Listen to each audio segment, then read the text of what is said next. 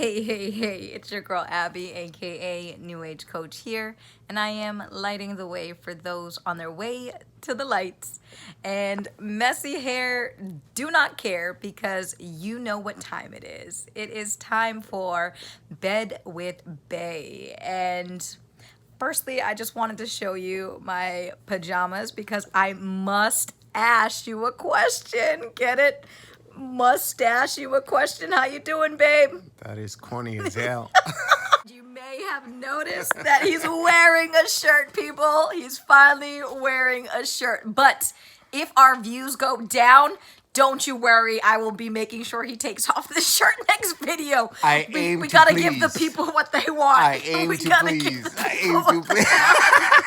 All right, so we are back with episode number 3. So for those of you who are just joining on this series, it airs every Wednesday and it's called Bed with Bay.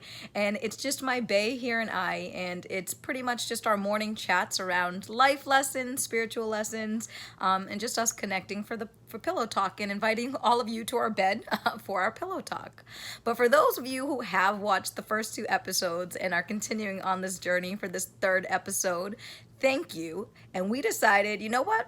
We want to take you back to the beginning too. And not just of these episodes, but to the beginning of us 11 years ago and really tell you the story Damn, of it's been 11 years? how we met. God damn. You're only so surprised by that because he always told me from the beginning that he was going to drop me after 3 years. He gave me a 3-year window because I'd no longer be a spring chicken any longer. 3-year max. I cannot believe that you said that. Listen, that was a long time ago. It was a joke. I don't want anybody thinking that I'm that kind of guy. The joke's on him because this is what he gets to wake up to every morning now. Look at this. All right, so getting to the point of this video, usually the sayings that we've done in the first 2 episodes, they're a bit more fun because the translation from Shona to English is quite funny and you're like, wait, how did you get that message from that saying? This saying is not so much as fun because of the literal translation, because it literally means kind of what it's intended to mean, but it's more fun when we get to story time on how we met. So what is today's saying, babe? Today's saying is Chindiro Chindiro Chinofumba Chinofumba Kunova Canova Chimwe. Chimwe. Chindiro Chinofumba Kunova Chimwe. Whoa. That was way too much for me, so you just say it in full one more time and then tell everyone what it means. Chindiro Chinofumba Kunova Chimwe. It means one good deed deserves another. One good deed deserves another. All right, so before we obviously hop into what one good deed deserves another means from just a life lesson and spiritual perspective, that saying actually means a lot to how we met. I'm going to give a really quick version, and of course I'm going to give my side, and he'll probably have a different story. Actually, should we put him to the test and talk about the time we met and see if he actually gets it right? No, I think you got this. I'm going to let him off the hook this time and tell the story, and you all can thank me. Otherwise, this would be like an 8-hour video if I let him do it. So I know the story better than you. So the long and short of it is I was in my last year of college and I was working a finance job. And I was working a shift from like 2 to 10, and I was living in Boston because I was going to school in Boston. So Beantown, baby. I decided, okay, cool, I'm gonna join a gym. So I went to a place that was close by my job since I'd have time in the morning before that 2 o'clock shift. That is gonna play into the story later. So I joined this gym over there. Cliff notes, I never actually went, and you'll hear that in a minute. But I'm gonna fast forward a little bit. I ended up graduating from college, and I ended up needing to move back to my madre's house. My mom lives about 45 minutes Mama Dukes, north. what's up? And I decided, okay, I gotta go figure out my life now that I've graduated college. And I gotta figure some things out. So in order to figure some things out based on this move back home after graduating, I decided it was time that I actually went that it was time to go get my cards read to get some spiritual insight. So I go to the card teller and something very specific happened. I went to go shuffle the cards, and in my trying to do that, one of the cards fell to the floor. And I was very apologetic, like, oops, let me just grab that. I'm sorry, we'll just stick that right back in. And the card reader was like, no, absolutely not. You know what falls to the floor comes to your door. These Those are the are the types good of ones. cards that everybody actually wants. These are like the all telling truth, like this is happening type of card.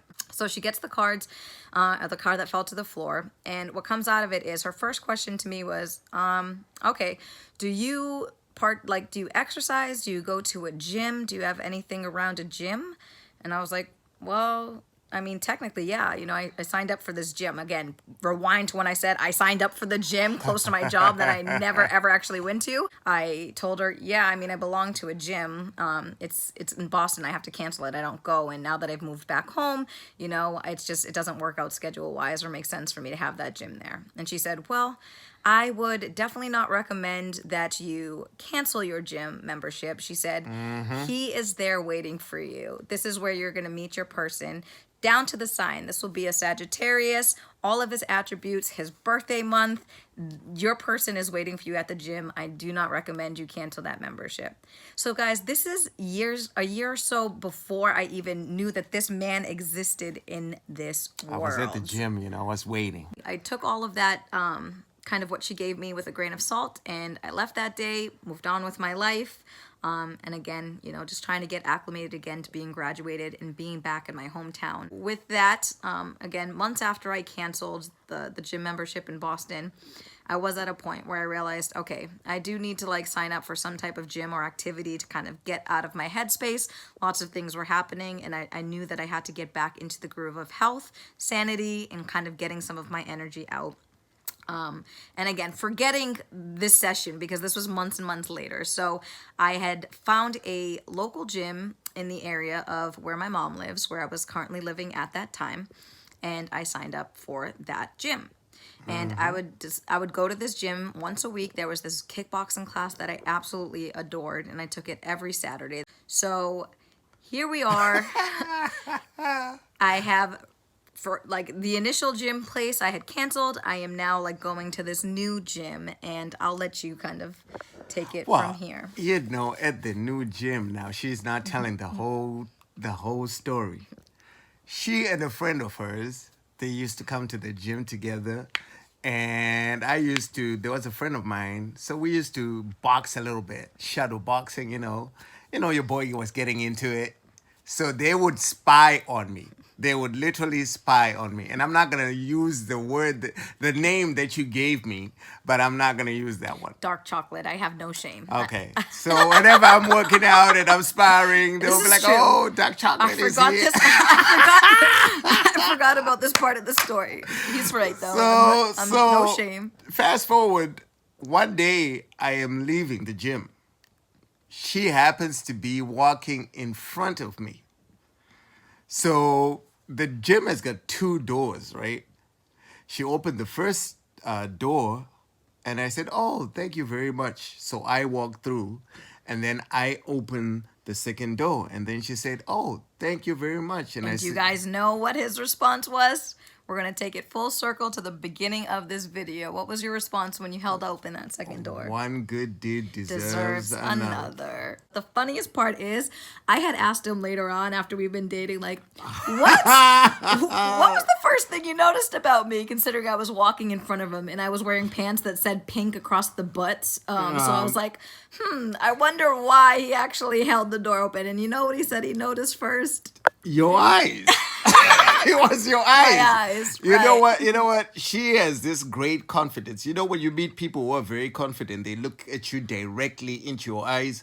So I was very, taken back a little bit, but I liked that. That was kind of like, okay, I see you. Yeah, and your eyes were looking Good answer, babe. All in all, I just think it's such a cool story that from the card reader, who again, this was a year plus before I even knew this man existed, there was some truth to her understanding that my person would be at a gym waiting for me. One good deed deserves another is definitely part of our story, literally, but also it's something that we just live by day to day, just in the relationships we are in, not only with each other, but everybody in our lives. It's just a good lesson overall. And what's your kind of take on one good deed deserves another? It's a good principle to follow, It shows kindness. It shows appreciation. It shows, being engaged in the moment, realizing that somebody has done something nice for you. This world would be better if we all gave back. Would be a better world if we just stop, appreciate somebody, and say thank you. The energy that you put out there is the energy that you get back. Boom! Okay, end video. End video, people. 11 years strong. We'll see you in I love episode you. number 4. I Bed love with you. Bay. I I love love you you too. too.